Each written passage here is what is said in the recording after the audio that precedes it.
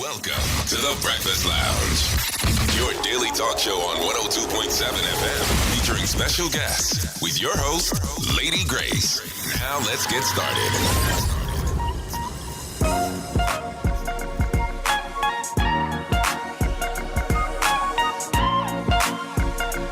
As usual, welcome back here with me this morning on the Breakfast Lounge, Monday to Friday, right here on 102.7 FM. To my viewers on my Facebook page as well, come on and join the conversation this morning with my guests that you see on the screen. And for those of you, I mentioned it earlier this morning, also posted it in my reels on Facebook, that the Minister of Tiat, Minister Grisha Heyliger Martin, will be joining me here in the Breakfast Lounge this morning. Minister, pleasant good morning to you and happy weekend, as we would say. Yes, pleasant good morning to you, Grace, and happy weekend to I think I have you on the wrong mic. Let me see, hold on. I think I have you on the wrong mic. I'm not hearing you. Try that one there. 1 2 1 2. No, testing. Stay on. Go on this one. This one? Yeah, that one doesn't seem to be doing it. This is the one. Sorry about that. Okay, not a problem. Yeah, we just push that away. And So then we just, again, pleasant good morning to you. Yeah, sorry for the And inconvenience. good morning. There. That's not a problem. And good morning to all of you listening and viewing online. Quite a busy few past weeks for you, yes. Minister. We gotta touch on several topics this morning. First, I want to touch on the recent visit of the global live stream creator Aisha Speed to the island, and also visiting the other Caribbean countries, which generated, according to the report that we read, was an estimated 93 million digital viewers, who by a large margin, of course, as we witnessed, were mostly kids and teens, same that we saw here in St.Maarten as well. Now, even though we saw some of the numbers coming out where the scores were from visiting the islands, that St.Maarten basically, we were at the bottom of the list somewhat. Now, from those 93 million views, how will those views actually be converted into visitors or dollars for St.Maarten? Well, first and foremost, when I first heard about it, this was actually through the Calaboom. Calaboom at the time had their manager, the person that was managing Marshall Montano, was also the road manager for Aisha Speed. So everything was done via Calaboom and Expedia at the time. How many days before he arrived on the island did you find out about I it? found out at least maybe 10 days before, because I was off island myself. Okay. So I found out, I knew about it before, and I thought, I assumed things were being done, getting prepared. But I found out, at least when I returned from, I think it was a cruise conference, the Sea Trade Cruise Conference, I really got delved into assisting and helping out and supporting the cause of him coming over to St.Maarten. Now, when I first received the proposal, he asked every country $500,000, and of course, we didn't have that at the time. And 10 days before, where am I going to pull that? So $500,000 to that was one of the requests that he had. So of course, that was a no. But we were able to accommodate, and what we did, we sat with many, because we understand the potential of him being here. Yes, he has a lot of young followers, but guess what? The young followers are the ones that, when we brought him to St.Maarten that day, when you saw the crowd, they were not only kids there, they were parents. And a child could easily tell his parent, hey, Mom, I love St.Maarten. Look, I should see it was in St.Maarten. I want to come to St.Maarten. So that's the influence, and that was important for us. We had a lot of things planned, but we did not really foresee the high influx of people. I never seen St.Maarten act that way. I think St.Maarten would have been like that if Michael Jackson came to St.Maarten. No, bigger. Because I think St.Maarten would have been crazy if Michael Jackson... Crazier. Because he never came to St.Maarten. But I remember seeing Bob Marley and Michael Jackson came to St.Maarten. And Diana Ross, they stayed at the summit. And nobody... It wasn't that crazy? Was it that you crazy? wasn't born yet. No, but secretly, because a lot of the celebrities used to come and they used to stay at the summit back in the day. Secretly, but I bet you if they had known how they had social media then, I guess it would have been crazy then too. I said the only way we would have gotten on like this back in the days was if Michael Jackson came. You'll be surprised how many celebrities passed through St. I Maarten. know, and I guess it's the kids. It was really the kids that brought the parents out. Yeah. We had a lot of things planned. He was supposed to arrive at 5 p.m. because the plan was to have him race the Winier. And he came 2 hours late, so that set back everything. So we were the last country. But the good part is, yes, we didn't get to do all the things he could have gotten to do when he did it in other countries because of the time, but he stayed. He stayed in St. Maarten Friday, I think Thursday, Friday, Saturday. I think he came Wednesday and he stayed Thursday, Friday. I think Thursday he was really tired because you saw he even fainted. So Thursday he took a break and he decided to stay. And Friday night, he chose to stay. Okay. And he got quietly they went certain places while Carnival was going on. The Carnival parade was going on. So he was, I think, on the friend side, hanging out quietly. And then Thursday, I think we went. He did a few. Thursday or Friday, he did a few. Thursday he relaxed. Friday he had a whole list of activities. And those little snippets is what's going to be meaningful for us. Right. How come the friend side wasn't included in his in this itinerary for his visit? That part, I think it was very last minute for them. I did try to also, it was very last minute when I spoke to the friend side. But like I said, I was not the one putting out the itinerary. This is what the road manager wanted. This is what they saw. They wanted to go jet to experience Sunset Beach. They wanted to do the zip line, and this is what he wanted to capture, and we just actually abide by it. But the good news is, the great part is, which was the nice impromptu, is when King James said, "Hey, why you don't go to the friend side?" And that part captured the essence of the two islands, because now you were supposed to do 4 in a day. You did 5 in a day, and that went viral as well. So those little snippets, they made a lot of strides, and that's how we were able to capture all the promotions, out of that. And what we did we ran an algorithm to see what was trending. And that is how that's how we came up with 90-something million views on mini snippets of videos, people posting and so on. And that's how we were able to see that it was 92 million in 1 week that was captured. So we might have not been able to put out, but St. Maarten's exposure was out there. Okay, all right. So Yes. how was the follow-up now? So the follow-up is lesson learned, number one, because this was a mega influencer. You have different types of influencers. You have nano, you have micro, you have mini influencers. I want to set up right now. I'm busy with, as I told the St. Maarten Tourism Bureau, we need to put a policy in place on how we deal with influencers. Because the idea, the way we're moving right now is digital. Why am I saying that? Because let's rewind back to, I'm going to go back to Soul Beach. Oh, you love Soul Beach. No, but I'm telling you, Soul Beach, when we talk ROI, this is ROI. Okay. Yes, we took the decision then to invest in Soul Beach. But this, when I mentioned in Parliament that Soul Beach, people heard about Soul Beach in New York. They heard about it in LA. They heard about it in Atlanta. They heard about it in Texas. They heard about it in Miami. That is when everything skyrocketed in social media. Because then, because I need to remember to put these things out. So St. Maarten received international and regional recognition from that.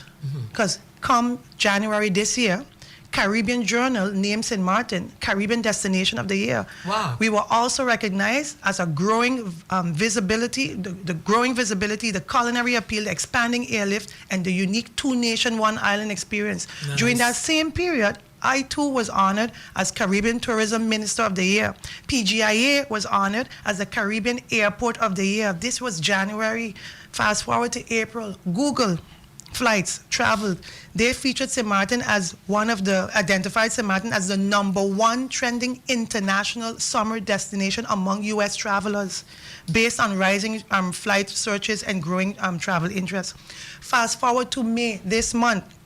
Amadeus, together with the Caribbean Hotel Tourism Association, recognized St. Maarten as one of the Caribbean's strongest tourism growing destination for 2026.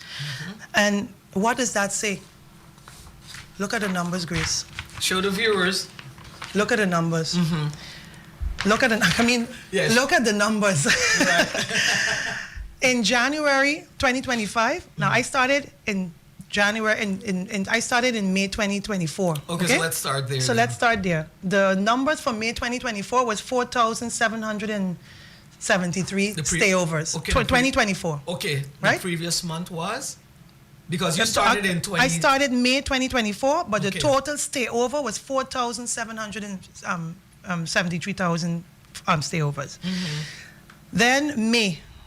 When I started looking at January, we were doubled. We went 85,000 because during that time, I made a few tweaks. I launched two commercials during that time we put out. We put out a Summer Never Ends in St.Maarten, and then we put out Girls Just Want to Have Fun commercial.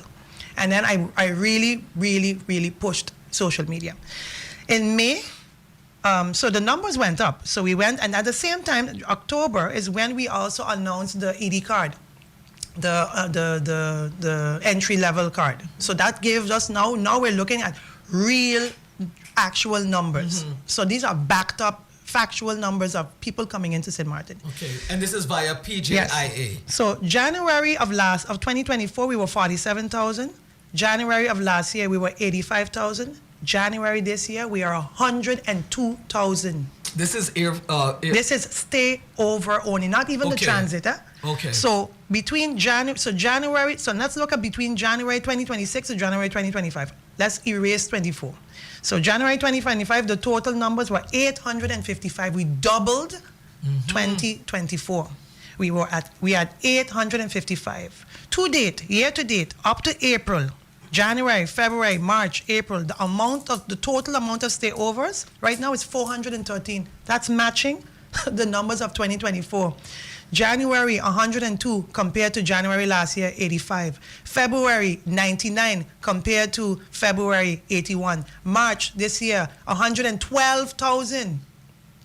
Unprecedented compared to 90,000 last year. April, 98,000 compared to last year, 80,000. And these are all factual figures. And combined with what we are being recognized at, that we are trending online. It started, I honestly believe, it started with Soul Beach. 2,000 people coming to St.Maarten, 2,000 people talking about St.Maarten, and you're seeing a lot of these Americans here, the Black Americans coming to St.Maarten, the African Americans coming to St.Maarten. Right. You know? But when you look at the figures also, April, May, I believe it is. Yes. The figures of April of this year. Let's talk about of this year. Doesn't the carnival also contribute to those numbers? So what I did, I ran another algorithm again, and the algorithm is saying, I also did a comparison of last year to this year. Carnival is trending on social media right now. We didn't have to pay for influencers this year. The high influx of influencers, in addition to iShowSpeed, that was like the cherry on top, that came to St.Maarten just to enjoy Carnival. Because not only did we give Carnival 600,000 guilders, we went hard on social media too. Tourist office went hard on social media, promoted Carnival more than normal on social media. And right now, Carnival is trending. Up to now, you're still seeing people promoting Carnival on their feeds in May. I know. So social media. So when I said we only have 4 million guilders, that's what I love. This is the kind of work I do. Right. And this is why I love what I do, because this is now the return of investment. I'm not saying it. They're recognizing us as trending online because we didn't have much money, but I decided that that's where we have to go and put in all our eggs in the basket. Push social media, and this is where we are today. So you see now that hosting events of this magnitude, like Carnival and Soul Beach, that bring people. Well, Soul Beach is in Curacao now. Yes. But how do you intend to actually continue to generate more revenue for St.Maarten with other events, hosting events similar to this, like Carnival? Because we're actually entering the off season somewhat. I hate to use that word off season, but we're kind of like entering that dip right now. So it don't look like a dip for me now.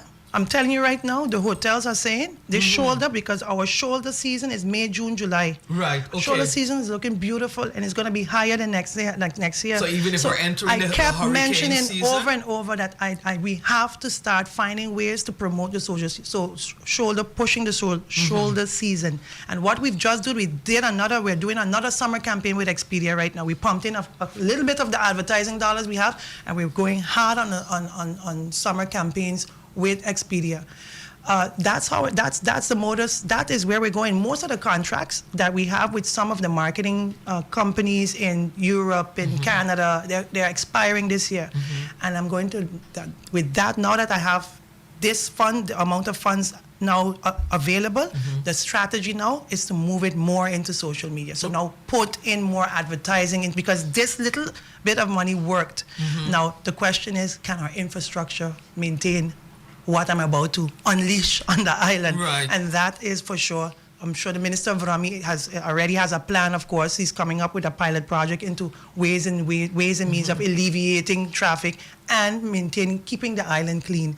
So those things, of course, have to go hand in hand. But the idea is to, now that more advertising dollars will be readily available for us, the idea now we're going to sit with our, of course, Mei Ling Chung, the director of the tourist office, and strategize a way forward how we're going to spend now these advertising, how we're going to make it more meaningful online. All right. And that's where we're going to pump the money a little more digital marketing. So what is Expedia asking for? We had a small contract, because we can't sign nothing huge right now with Expedia because budget 2026 hasn't passed. That's kind of the issue with when the budget hasn't passed. So we couldn't do the massive thing that we did last year. So it's very, very minute. Okay, all couple right. tens of thousands. You started a construction on the marketplace, Minister, and some of members of Parliament are very critical about it because, according to what they're saying, is you did not actually have a permit, was not cleared yet to start the construction. How do you respond to that?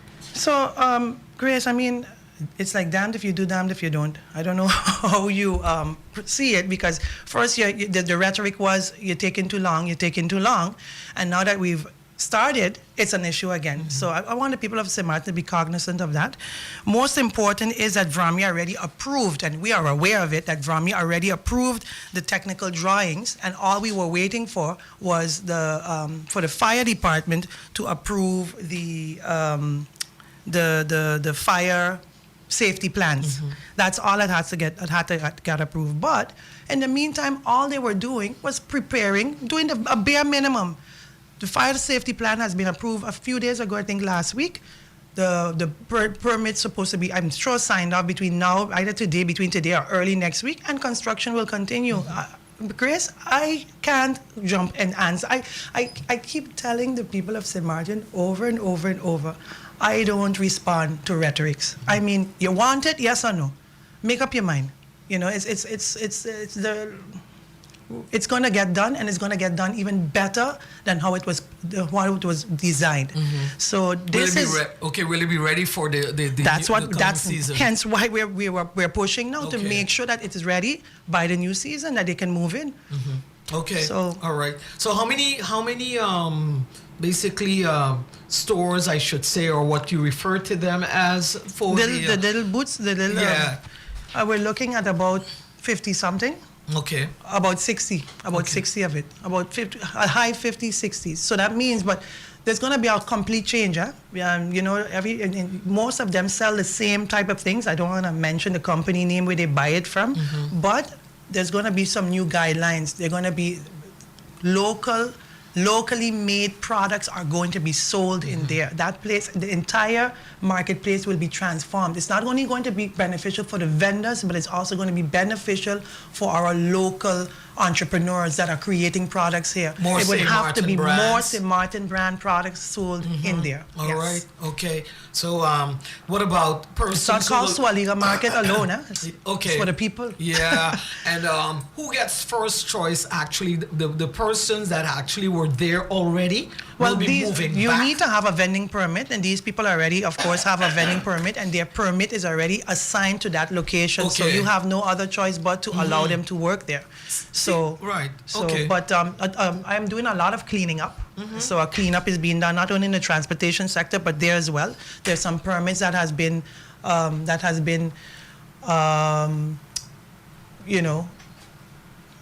quietly dormant. So some of them we may have to do, but there'll also be an opportunity for pop-ups. So like we can have pop-up events, just like how Mr. Rood has his events. To allow other vendors to come in. We can also, the place is big enough to do events and do pop-up events. So it's going to be beneficial. So they have restrooms and everything. Restrooms, their own kitchenette. because that's what they lack as Yeah. well. You know, they're eating there, but I mean, it was very inhumane. It's very inhumane right now, as Right. it is. Okay. They've suffered. When I say suffered, well, they've experienced basically low sales over the past 2 Yes, they years. have. And how does that offset the tax with them paying tax So now? what we've done, we have Minister of Finance and I have found a way now for them not to pay their vending permit during the time of loss. So that has been really worked on, and I think by now Minister of Finance should have maybe informed them. I'm not sure as yet, but they will be informed. But another thing we're working on, it's hard. Like, you want the tourists to come and shop, but most tourists don't walk with cash. So each booth will have a credit card portal.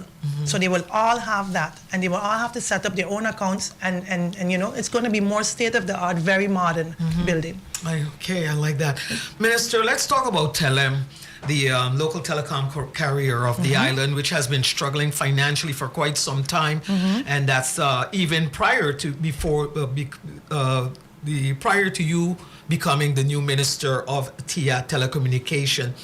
Who is the current manager at Telem, the CEO? Let's talk about the board, and even we've been hearing about government occupying some of these vacant spaces in the building, rebranding. What's actually going on at Telem? Can you bring us up to speed? Right now, the managing director of the board, CEO, the CFO, is right now acting as CEO and CFO, which is Mr. Hato, Randall Hato. So he's the main person right now. There's also been a change of 2 or 3 positions on the board. Some new board members came on. Right now, Telem is focusing on getting their 5G operational. All the 5G nodes are up. I think they're still going through, they're tweaking. So what they did, I think they put all the 5G nodes in areas where they weren't able to put in fiber. And I think one of the areas for sure is Dutch Quarter. And I would say, I'm hoping that by summer that they can launch their 5G. And I think by the time they launch their 5G, I think they'll be in a better position to, sell Telem, sell their services, because Right. 5G is the way to go. So I think that's really their main focus right now. Also, they are in need of a CEO, so that too they would have to go through that process to bring in the name of a person for us for the CEO. So a lot of transitions happening. Their operational cost is low. They're trying to sell off some of their properties, some of their assets, and I think one asset was already sold. The one at Cahill, where they took over cable TV. That building is Telem. That got sold. So they're selling off some of their properties to offset some of their costs. So they're busy.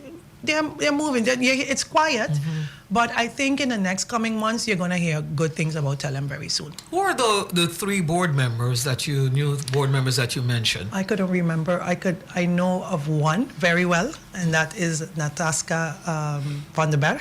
She used to work at Telem. She was actually a manager there at Telem, and I know the others. I don't remember their names too well. Okay. Sorry. All right. Seeing that they have downsized the company somewhat, some of the vacant spaces I remember was mentioned that they would be actually having government was looking at those spaces to probably move in some of their offices in the government building is as well. also still in negotiations. I don't want to speak out of turn, but I know finance is busy looking at maybe purchasing the building of Telem, because right now they went from a little over 100 employees to now like 40 something.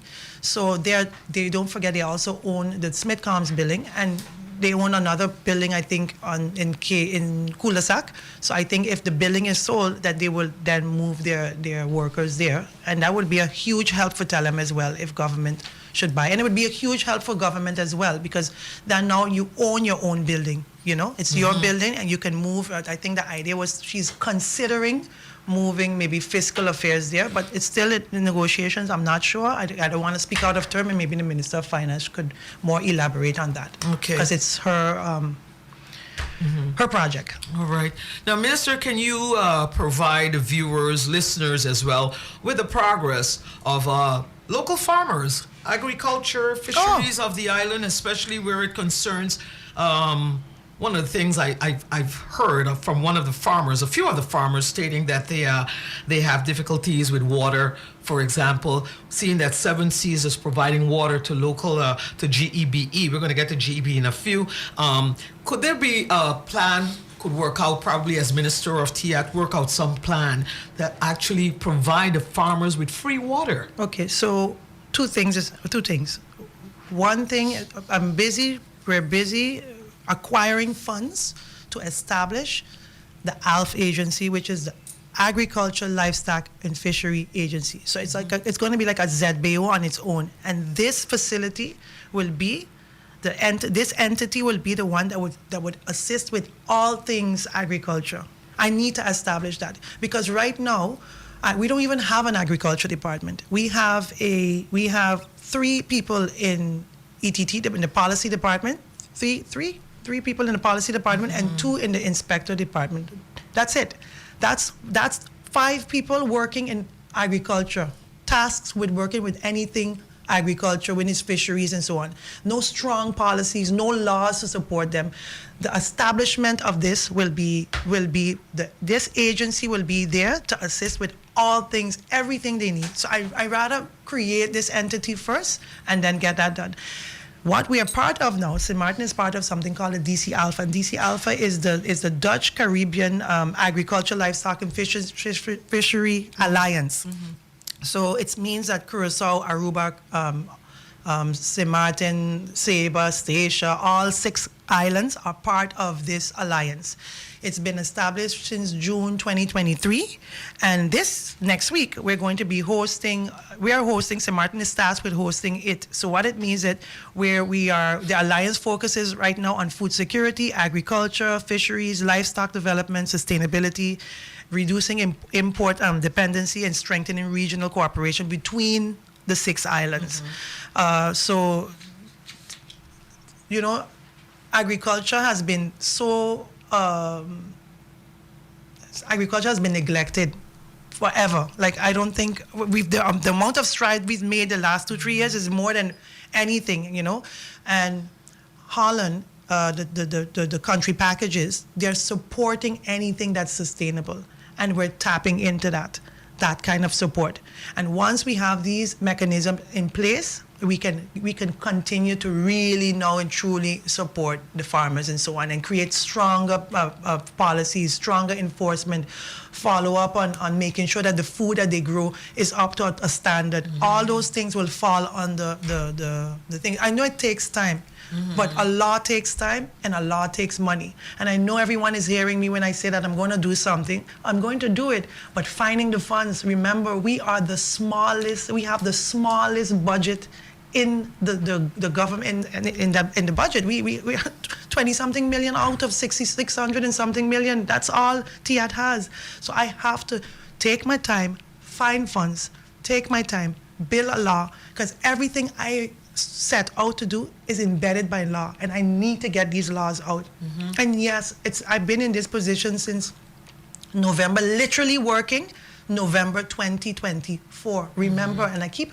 hearing everyone say they're there for 2 years. No, we're not here for 2 years, because when we got in May 2024, 17 days later, the same opposition that's making all this rhetoric is the one that threw us back into election. Mm-hmm. And I wasn't able to work between May, June, July, August, September, October, November, because August was election 2024, November is when we got sworn in 2024. So come November, I'm only now really doing the people's work from November 2024 to November 2026. Because when you're in a demissionary stage, you cannot do much. Just sign off. Right.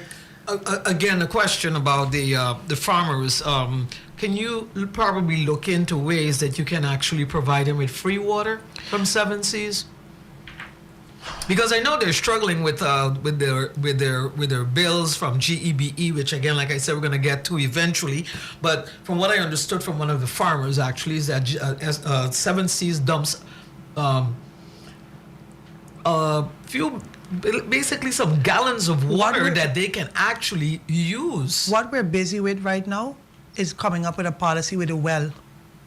So right now we're testing all our wells, all That's the water that you're talking about is free, because water is not free. Water for sure is not free. I never said it was free. What I I said can it probably what if I you can would do consider what I can doing that. what I can do right now, I can do a lot right now, because I don't know if you want to jump into GB, but what I We're can gonna do get is there. create a rate for farmers, but I can't create rates until I know how the financial situation is with GB. But that's one task. Another way, we can create a policy around the wells, them getting well water Right. to those are all things Providing that, them the and well, those the are- well water. Yes. How many Those- wells are we looking at? I think we have more than 10 wells, in St.Maarten. A little over 10 wells, or a little over 10 wells in St.Maarten. But we're busy right now testing the wells, and we're busy right now coming up with a policy on how we maintain and how we maintain the wells. And that's also, again, on the country package. Again, another government-supported, a Dutch government-supported project. All right. Now, from the Ministry of TIAD, how does your ministry, I understand you're short-staffed, but when it comes to generating funds, that I think is something that a lot of government departments are lacking. We seem to be taxing, and talking about, yes, there's not enough money in the coffers of government, but if you keep throwing the weight at the community, I mean, that's not enough, because it's already like you're beating I don't want to say a dog, but you're beating a man when he's down already. What are some of the ways that your ministry is looking into to actually generate funds? So I want to echo that sentiment you said, because I mentioned it more than once publicly, that this budget that we have, this 600 and something million budget that we have for 2026, is just net. It's like for us to function, we need to inject at least 200-300 million more into the coffers for us to do meaningful things for for the people of St.Maarten. Right now, you just heard the Minister of Education say that she can't afford to do flag day. She can't afford it, and she has the biggest part of the budget. She is at 150 of that 60, and she still can't afford it because it's still not enough. It's still not optimal. So yes, we're looking at meaningful ways to one right now that we have right now is the amendment of the room tax to include homes. We have about 3,000 homes in St.Maarten that are doing Airbnb and ZRB or whatever it's called, but that are doing home rentals. Right. We're not getting a penny from that. It's a And whose simple fault is that? because no one took the time to amend the room tax law, which is what I'm doing right now, which is already done, and right now by the Zetin way, which is legal affairs, being vetted. There's another one that we mentioned in my part of the governing program that I said I'm going to be looking at ways on transaction tax. It's something that the former party that was part of, something that we looked at many moons before, and that I am now going back into finding meaningful ways to see how we could make some big funds come into coffers. In addition to that, you have also the Minister of Finance also working on the tourism tax. That's a tax that I think I started by MP Orlando Bryson. It was, I think it's called, by then it was called the health levy, then it was morphed into the tourism levy, which is by former Minister Bartley, and now Minister of Finance is now busy with that as Tourism well. tax. Tourism tax. Right. We're also looking at increasing the economic license fees, increasing the lottery boot fees. Actually, we just put out the MBA. The lottery booths have to start paying fees, so that's extra money coming in just now as well. We're also looking at When does that go into effect? It's already in effect. Okay. Payments has to start coming in I think we made it public a few months ago, so it's already in effect. Okay, good. So we're now working with the lottery booth holders. So we're sending a letter, dispatching a letter to them to remind them that you need to start paying. What about the casinos now? Casinos will fall under the gambling authority. Remember, once we've established the gambling authority, what's happening with most casinos right now, they can't even open a bank account because there's no regulation around it. So the gambling authority, which is also another country package, which is supposed to be going to also legal affairs very soon for vetting, that authority will then will enforce them to pay even more, and that authority would then pay a concession back to government. All right. So these things are all in motion. Yeah. All right, Minister. Also, there's more. Okay. Maritime fees. So we're also right now we've hired a EY to do an assessment of all things of the port and everything. We're looking to see how we can add more mooring fees, mooring fees and the buoys. Yes. Yeah, the buoys. So we're looking at also maybe adding more fees there and then also bringing in more funds as well. Okay. All of these are all in motion. Some we're looking for funds to get it done, but these are all the things that TIAD is working on. All right. All right.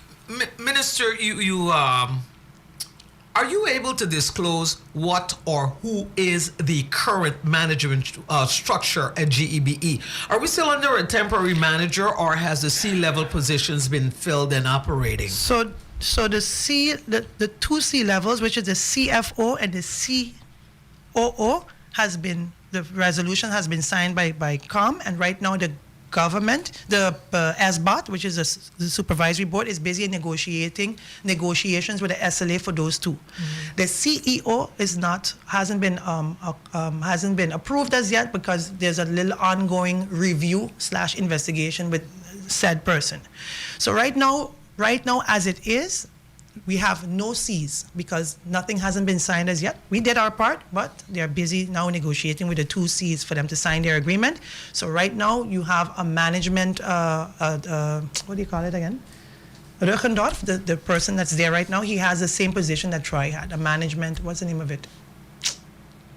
Temporary management. So he's a temp. He's a temp right now. Yeah, but if there are no C's, the population is drowning though. Yes. The population is drowning, So if now I may use that term, because you recently came out with statements seeking ways to tackle the fuel relief measures for the community. Yes. But you sought to strengthen the oversight of GB. Okay. One of the ways you expressed doing the latter is through the electricity concession ordinance. Now, with that process, you also explained that any obstruction of that process can result in, let's say, legal consequences for the responsible party. Minister, can you address firstly why this course of action is only now being explored, and who from GEBE will ultimately be held accountable if the situation escalates to the point where legal action needs to be taken, because GEBE has several managerial levels, like you said, going as high to the supervisory board? So let's start from the beginning last year. So the Prime Minister then asked BTP to go and find out from GEBE what their fuel, because remember all of the talks about fuel clause back then, to find out what the makeup is of the fuel clause. So GB at the time was not forthcoming. They did not give all the information to BTP because they feel I don't have to give it to you. So they never gave it to us. So we got a report from RAC, which is the Curaçao Authority, the Curaçao Regulatory Authority, that assisted BTP, which had a lot of different loopholes because they didn't get all the information, so they weren't able to give us enough they didn't understand the markup of their rate. So when GB wasn't complying with providing them with information, COM then decided to tell the board to step down. Board didn't step down, COM took action, board stepped down, we hired a new board. Fast forward to January, new board was there, and that's when I decided, okay, we have a new board. I'm going to now put on my cap, and I'm going to send the letter to the GEBE via the board and say, hey, I need to know if you are in compliance with your concession. Now, let's talk about that concession, the GEBE concession. That GEBE concession was approved in 2010 by independent, I think then Island Council member or maybe member of parliament, I don't know what he was then, but independent member of parliament, Theo Heyliger, NA, and I think independent member of parliament, another independent member of parliament then. So they started working on this from 2009. That concession started with Theo Heyliger. So I asked them, are you in conformity with your own concession? Based on so I asked them in January, late January, February, They didn't respond. I gave them a month. I asked them for a heap of information. A month later, they told me they needed 2 more weeks. No problem, I gave you 2 weeks. It's a lot of information. You're talking about 2026? I'm talking about this year. Okay. In March, finally, we got, April, we got about 80-90% of it. But the most important thing I've asked for was their price build-up. They didn't give it to us. They didn't give it to us. How am I to adjust a price without knowing what financial obligations you have? I can't go blindly and write up a price without knowing your financial obligations. So they didn't comply. Okay, no problem. You didn't comply. We were in the process of then. We already had a trajecta. So, okay, you don't want to give me the information? Okay, now we're going to enforce it. We're going to enforce it based on your concession. Now, you have now an MP that came to me in between and said, hey, you have the price verordering, the price ordinance. You need to go, you need to do the price. Yes, of course, I know I need to do the price. Of course, I knew that is what we use to set the gasoline price. That is what we use to set the wholesale price of the gasoline. That is what we use to set the retail price of the gasoline. But I know my makeup, but I can't go and set a price without knowing what kind of financial obligations GB have. I can't blindly just set a price and say, this is the price, because the people hurting, go ahead. And then what happens later when GB falls? And then everybody black out because GB couldn't pay it, had his pay up to his loans or pay up to its bond obligations. So what we did, we decided, okay, no problem. You don't want to, okay, we're going to now invoke for the first time in history, invoke what's in your concession. What did we invoke? Article 20, Article 12 of their concession. And here goes the political rhetoric. I want the people of St.Maarten to always pay attention when, especially an opposition member, goes and say, this is the Article 12. It says the tariff that the concession holder may charge the user for the connection to the distribution of the network and to supply the electricity are established by national decree containing national measure. That means you have the right to do it, Minister. But it also goes on to say this.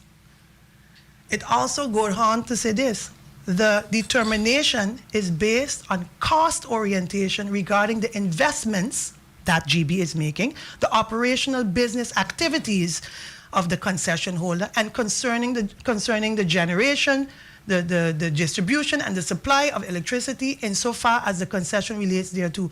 On grounds of a social consideration, deviation from this may be permitted for certain categories of the users. But I have to get your price build up.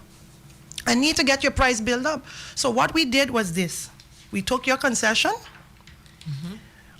Chapter 20 of your concession says it gives government the authority to appoint a supervisor, which is BTP. BTP, right. Yes, we asked BTP to, hey, go in there and ask them for the price makeup, the fuel clause, all the information we asked. Go in there and do it. And has they received anything? Right now, so today, when you put out an MB, it's every 2 weeks, you can put it out in the Gazette. So it's going to be supposed to be published today.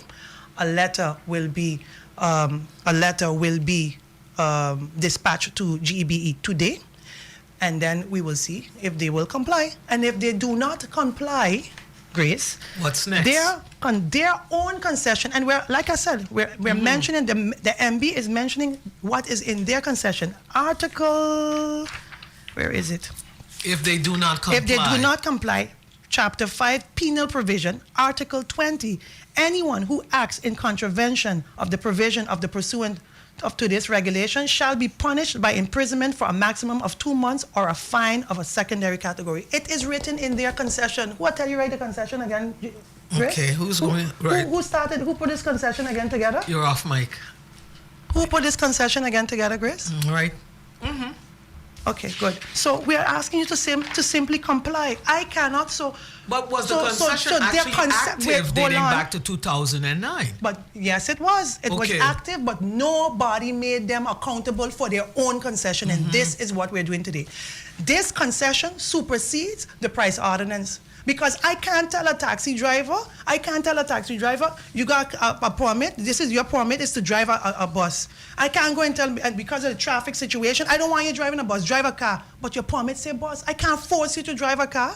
I can't. It's like telling me, take the price ordinance laws, the traffic rule laws, and go in and regulate the airport. You can't. Their concession supersedes the price ordinance. And right now I'm invoking what is in their concession by ministerial decree. And myself and the Minister of Rami with the support of COM. How many days, weeks, or months should they reply? You're giving them to respond. I think I'm giving them we're going to ask no. We need it no. We need it no. And they say something, Grace. When you want to find to beat a stick, to beat a dog, let me tell you something. They've been looking at the wrong stick. They had the weakest stick. I find the stick to beat this dog. And if this dog don't comply, then jail time. And you ask me who's in charge now? The same management, the same temporary manager. He's in charge now. He have to answer. Let me ask you this though. While we're at it, the prime minister's name pops up a whole lot. What is he saying about all of this? I just mentioned earlier that the COM supported the MB. Okay. And this is where we're going. And this is the research. This was part of our research, the TIAT research so from the onset. of what you're actually, the action that you're taking. We also got COM support to take this action. Okay. And this is the action the Minister of Rami and I took. But prior to that, with or without the COM support, this is where I was going anyway. I asked you for information. Oh, you don't want to give me the information? Well, I have the right as Minister of TIAT by ministerial decree to invoke what is in your concession to give me the information. Now that I have the information, now I could start breaking down and seeing how I could break down the fuel clause, give people a thing, see if they've been doing it illegally, and I can make them and force them to pay it back. But I need that information. I cannot go in there blindly, Grace. It is the political rhetoric have to stop. The MP needs to stop doing political rhetorics to the people. I am not that type of person to jump up because you're out there making noise. Oh, look, the law there. But did you do your homework? I did my homework. I have to take my time. I'm not going to do it at the detriment of the country. I'm not going to do it, Grace. Yeah, let's not get distracted because it's politics. I understand what you're saying. The people, I know, Grace, the people of St.Maarten hurting. GB has become either like a loan or a second mortgage to people. They're hurting. But please, I'm asking, bear with me, because when they went and, let's talk gas, when they went and put down the gas price, because that's what they're beating me with now too. Drop the gas, drop the gas, drop the gas. We did it in 2022. In 2022, it was at 3 guilders and 29 cents, Grace. A liter. They drop it to 3.15. Okay. Which is today, it is at 3.25 cents more. Is all it is right now. Yeah. Not all, but I mean, people are hurting because I know you got a GB billion, I know you got a gas, but you got to give me some time to do it right. Right. Now, BTP, like you mentioned, actually, you send this letter to the board management of NVGEBE. BTP has basically the authority now to move in and say, show me your books. Pull the information, but not the authority to beat to put up the price to. No. But show me the books. Show me the books. Show me the books. Yes. Show me the books. Show me the books. And if there are any irregularities, they come back to me and they come, hey, they didn't want to show me the books. Then Minvrami has the authority based on the concession to say, pick him up. Minister of Romi has that authority. Yes. Because I remember, right. I am over the price, and he's over the concession. This concession was done with the first minister of Rami of St.Maarten. Who was that, Grace? Okay. I believe it was your husband? Yes. Okay, yes. good. Okay, all good. right. Let me ask you this question, though, because we've been hearing a lot about the April bills that actually when GB mentioned they were going to increase the May bills, but that increase was actually passed on to the April bills, and you are fully aware of that. I'm fully aware of that. So what yes. happens in a case like this now, where, like you said, BTP moves in and they have to regulate whatever it is that GB was doing, whether they were doing anything irregular? Will that actually be basically turned back to let me find the wording here for this, that actually that you cannot pass on the extra cost to the April bills? That will that be reversed then? Once I get all the information, once I get all the information, I'll be able to see if indeed they went wrong about it. But the PR, I'm sorry to say, Grace, and I kind of mentioned it to the former. Sorry, go ahead. No, I mentioned it. I mentioned it to the former. Defunto, like they say in Papiamento, deceased Troy. The PR needs to be a little bit stronger. I think it was the communication, how they communicated it to the people is not right. And right now the people are going to use their constitutional right to come after GB, and it's their right to do it. I hear lawyers are coming together to take them to court, and it's their right to do it. All of this can help amplify what we're going through, because GB, you need water, you need electricity. I spoke to the Gendorf and I told him, have a heart. Have a heart sometimes. I don't want to go there with you right now. But but basically, from what you've been explaining me, if he hasn't been responding to your letters, that says a lot already. So let me ask you this, though, Minister.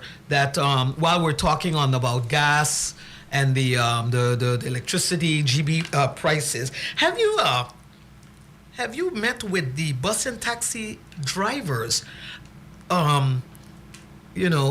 Can you update us on the validity, on the documentation of their bus and taxi drivers' licenses? And these drivers, how do you intend, Minister, to prevent an increase in public transportation fares for these drivers? So we bus did, and taxi drivers. So in short, we did two confirmation letters last year and this year. Remember I mentioned, and I'm just going to take the taxi as an example. So right now with the Department of Economic Licenses, we have registered over 600 taxi license holders. So when we did the confirmation legally, like registered, the permits that are out there. Right. So when we did it last year, we got 420, what was it, 455, no, 420 for 2025 that were in compliance with the confirmation letter. What does it mean to be in compliance? That means your car is up to par, your insurance is up to par, your car is clean, and you keep it up to a standard. Right. Then with that confirmation letter, you pay your what you call it, your road tax. Road tax. So 420.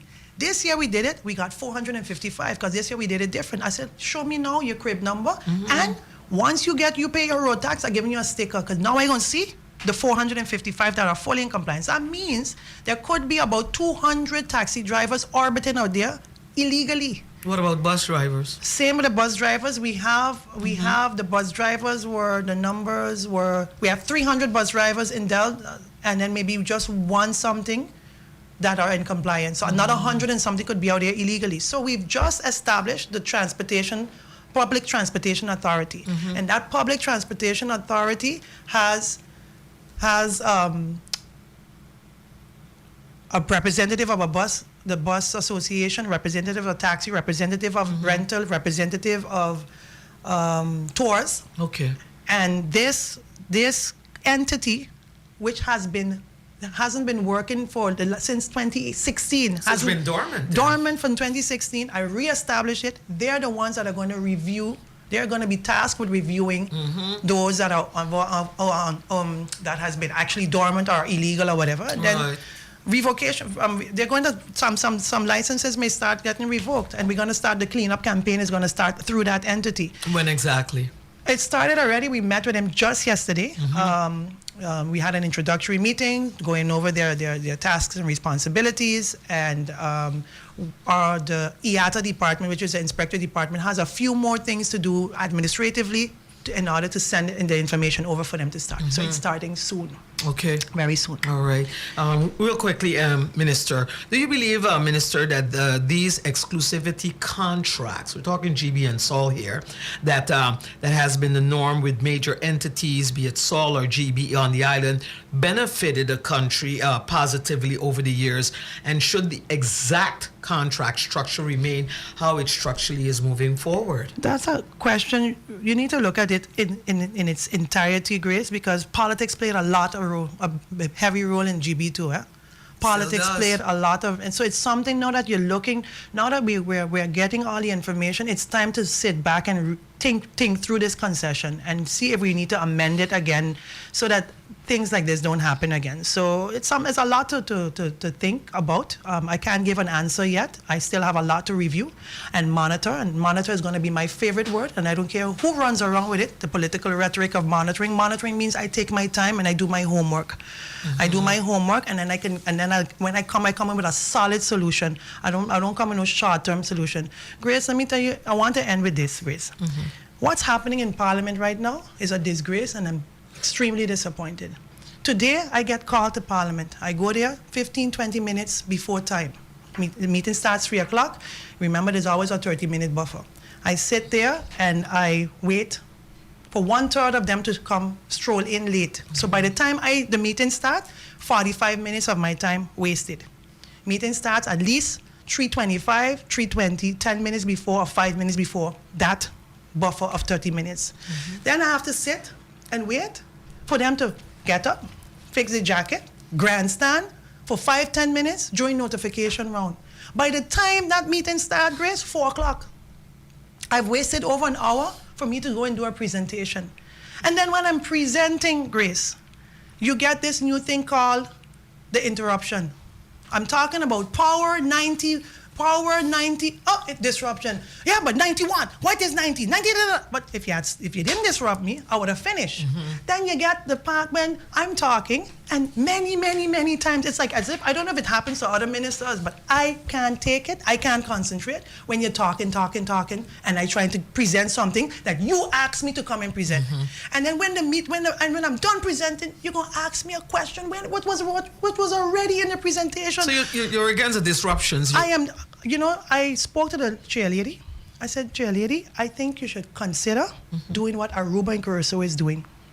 I say, because that spills hole there, and mainly it's the opposition. I'm sorry. It is mainly the opposition. That spills hole there, it's an embarrassment for the country. I said, go back to closing, doing the meetings, the committee meetings in closed door, because Aruba does it, Curacao does it. All the committee meetings, all of the central committee meetings, closed doors, only open for public debates. That's why it's called a public meeting. Right. Everybody, they do their homework. They do their homework. You call a meeting, and if something in the TIAT ministry you have an issue with it, you call a meeting of TIAT. You question the third party. You do another report. You send it to the minister. You call the minister in and see if you're happy with what the minister is doing and you feel you need to do. Call a public meeting, but go do your homework. But this grandstanding and notification, this talking, it's become a showboat, Grace. It's a showboat. It is the most disrespectful parliament I've seen thus far, the most disrespectful opposition, the same opposition that threw this country into parliament, into election twice in 2024. People of St.Maarten, do not listen to the rhetoric. It is a childish game they're playing. This thing about coming up, fix it because you could fix the rate. Stop playing with the emotions of the people. I'm going to fix it, yes. I'm finding a short-term solution, but I'm also looking for a long-term solution. So when another war hit, because it ain't ending St.Maarten, more wars are coming, rumors of wars. Read the Bible. More coming. It ain't done yet.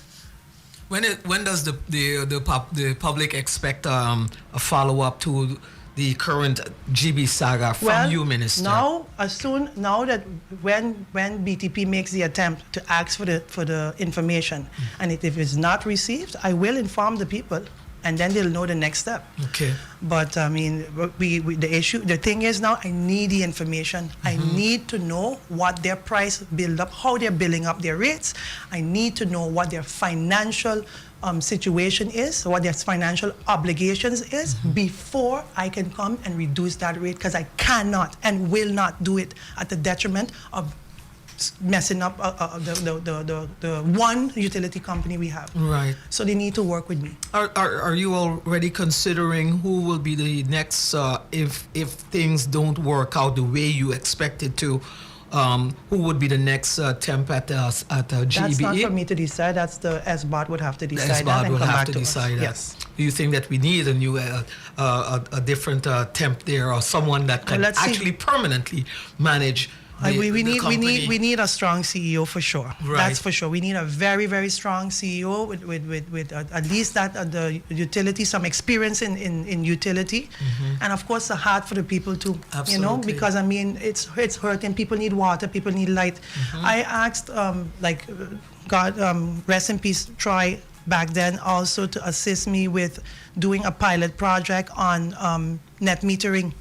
We were going to start it. We were about to start it. Net metering would have been in St. John's and in the St. John's area and the KB area, because he told me that those areas have the meters that can do both ways. So people that have solar, to see if the people that, if you put solar on, that they can, if they use more than is needed, that they can put it back onto the grid to support the grid. Yeah, it's a limit. And then cap it. You have to cap it. Yeah. And then he passed away. So now I have to wait. And I'm not going to do it with a temporary manager there. I'm going to wait for the C-suite to be complete, to go back and ask for it again, because renewable energy is something that they have to comply with, and that's another thing they haven't been complying with on their concession. They have not been in conformity with their concession, Grace. So it's like they're doing so their now own thing.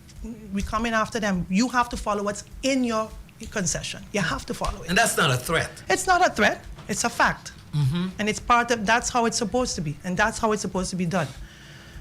So here we are. Nice. Minister, I want to thank you so much for coming in this morning. And of course, we'll be monitoring that entire situation there at GEBE, and of course, along with BTP, and see what actually, if there were any rules or laws broken, then what will be the consequences of such. Yes. Definitely. So once again, in closing, Minister? Well, thank you, everyone. I'm letting you know that I am working for you, St.Maarten. I know you're hurting. We're really going to find solutions for you, guided by legal backing. We want to get this thing done once and for all, not a shortcut. I'm not going to play with the country's emotion and get it done one time because they say get it done now. No, I need to get the right information. We're not out of the woods yet. We're going to solve it. We're finding a solution for gas, and we're going to soon, I promise, find a solution for GEBE as well, with the assistance of the Council of Ministers. Okay. So St.Maarten, I know we're there, but I see the light, so we're going to get there. Right. We're going to get there. I promise you. I promise you. At Yes. the end of the tunnel. Yes. Right. But we needed to show some. Yeah. Any updates on your husband? Mr. Heyliger, Theo Heyliger? He's doing good. Okay. He's doing very good. In a few months, I'm sure you'll hear very soon. I mean, many times I get people call me and say, I hear Theo's out. I'm like, I would have known first. Right? But Okay. yeah, it's hopefully anytime soon. So in a couple months, we'll know. Okay. So looking forward to that. We're all excited. Oh, looking forward to having him here as a guest also in the Breakfast Yes, Lounge. I'm sure he'll be happy to be here. All right. Thank you so much to you, Minister of TIAT, Minister Grisha Heyliger Martin, and of course also to the viewers and the listeners. Thank you all for tuning in, and have a wonderful and an enjoyable weekend, and to your entire team, of course, here with you, and thank you all, and I'll see you all back here on Monday.